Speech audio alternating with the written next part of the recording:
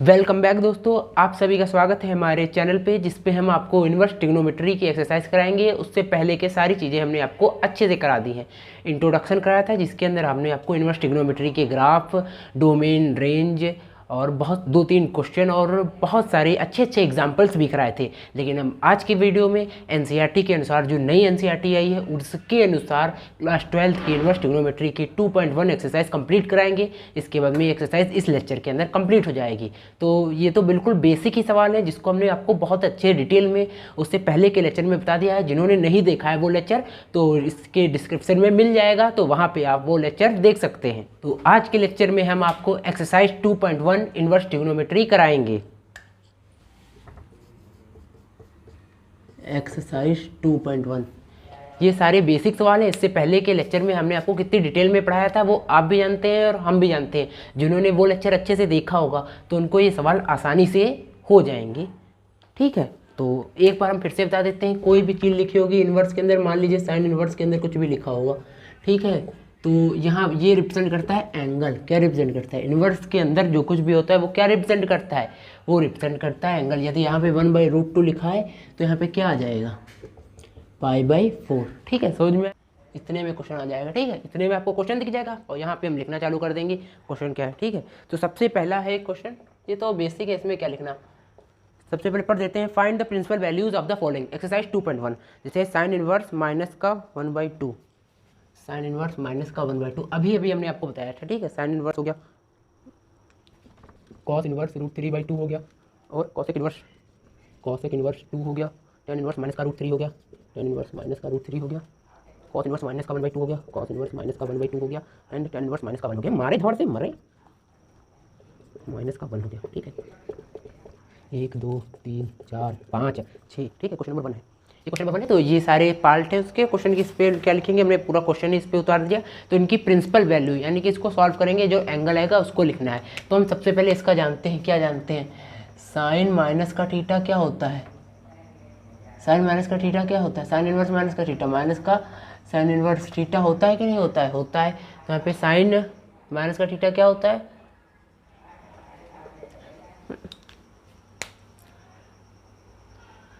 नहीं, माइनस का sine inverse 1/2 और साइन की वैल्यू, साइन π/6 की वैल्यू क्या होती है? 1/2। तो साइन इनवर्स 1/2 की वैल्यू क्या होगी? π/6। जिसको ये समझ में आए तो देख लो, साइन π/6 की वैल्यू 1/2 होती है। π/6 माने साइन 30 डिग्री की वैल्यू 1/2 होती है।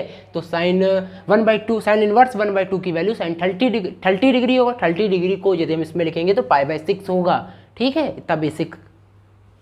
डिग्री को रेडियन में कन्वर्ट करना है तो आपको आता ही होगा। तो ये हो जाएगा माइनस का π/6। ठीक है, कॉस इनवर्स ऐसे ही है, तो हमने पहले क्वेश्चन को बता दिया।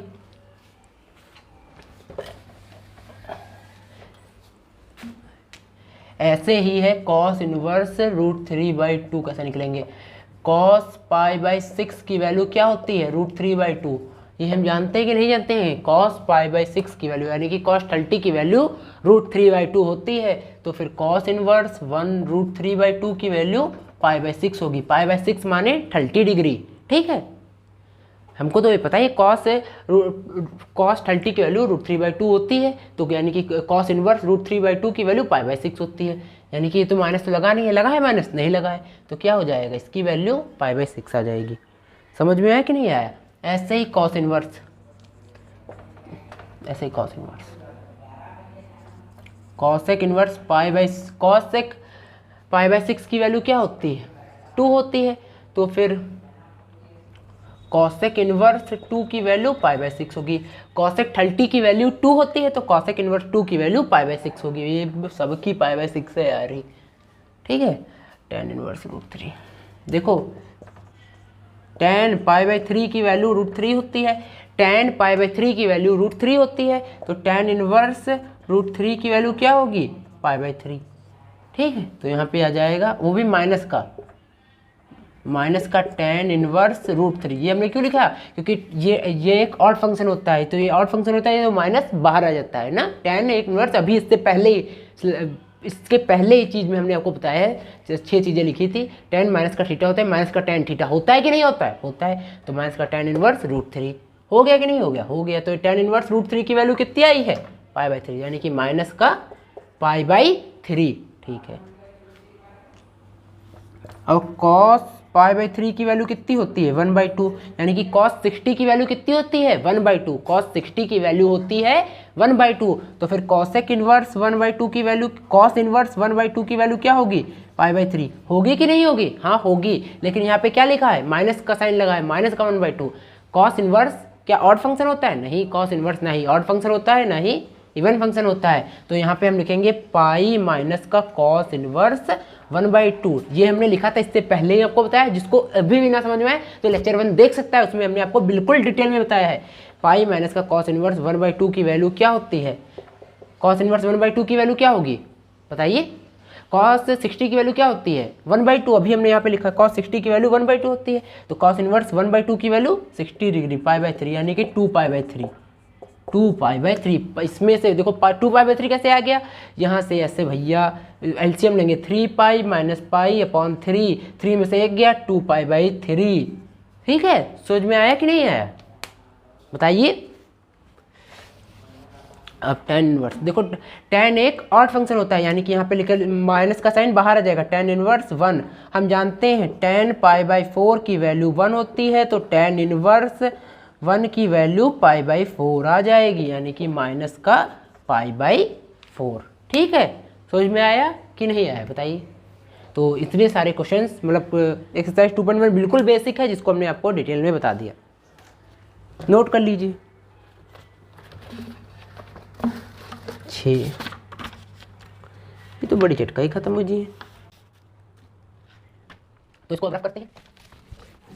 मार्कर की इंक खत्म हो गई है, क्या बताएं हम, बहुत शैतान लड़का है ये, तंग हुई है।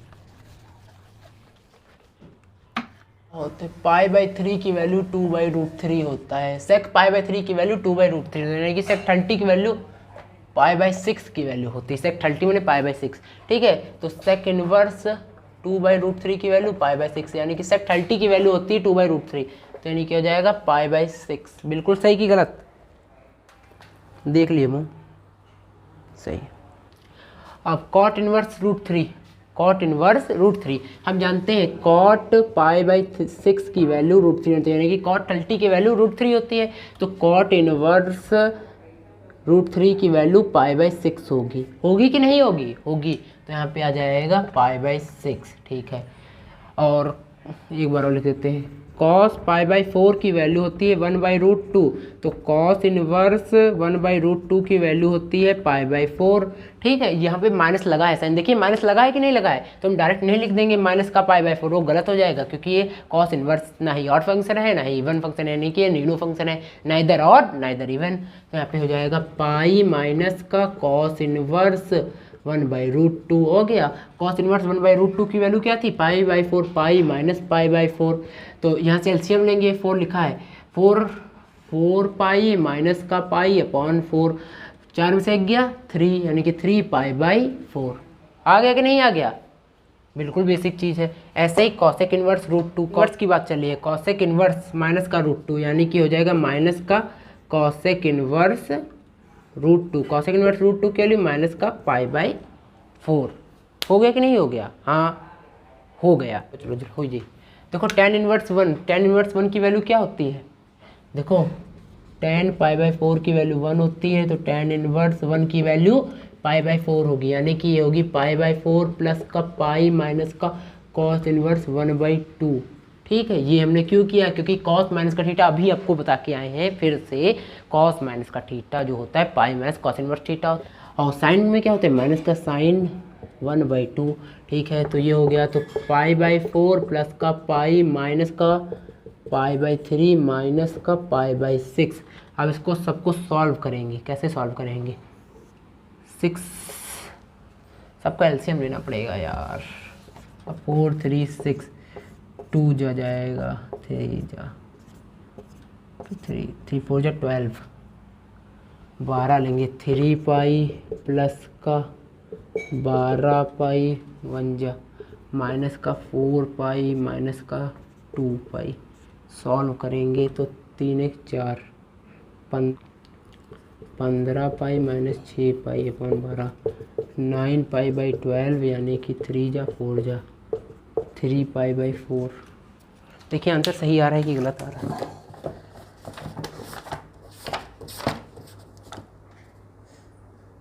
बिल्कुल सही, 3 पाई बाई 4 बिल्कुल सही आंसर है। इसी के साथ मजे लीजिए, इसको हमने सॉल्व कर दिया। बेसिक सवाल है, सॉल्व करना है। कॉस इनवर्स माइनस 1/2 को हम ऐसे नहीं लिख सकते थे, इसके लिए हमने ये किया। साइन माइनस का थीटा है तो ये माइनस का बाहर आ जाएगा, वैल्यू पुट करिए, आंसर आ गया। बिल्कुल बेसिक सवाल था।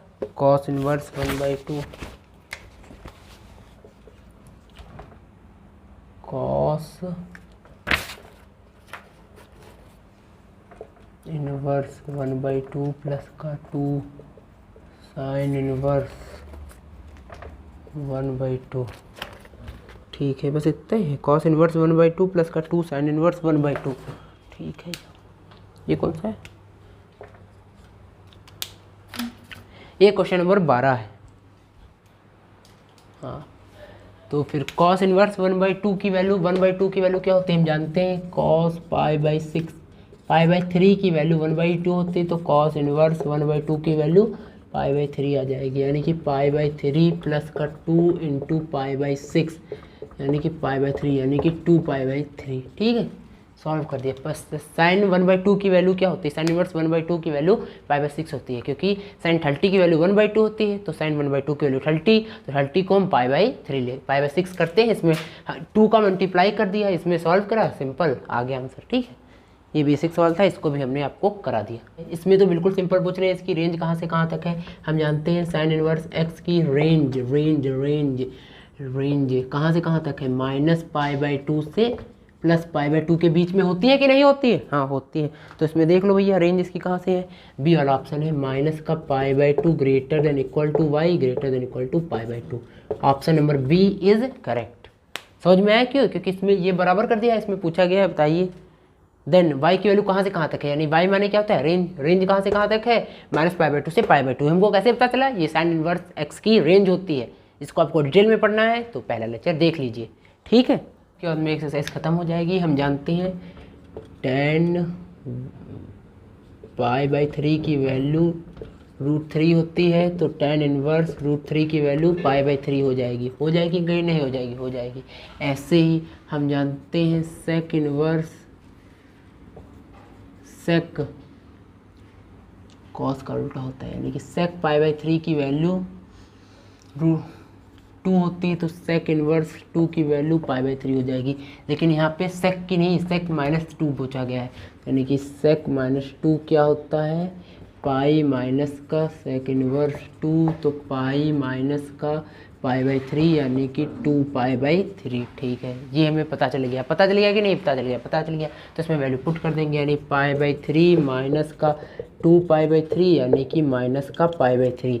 Option number B is correct. Option number B is correct.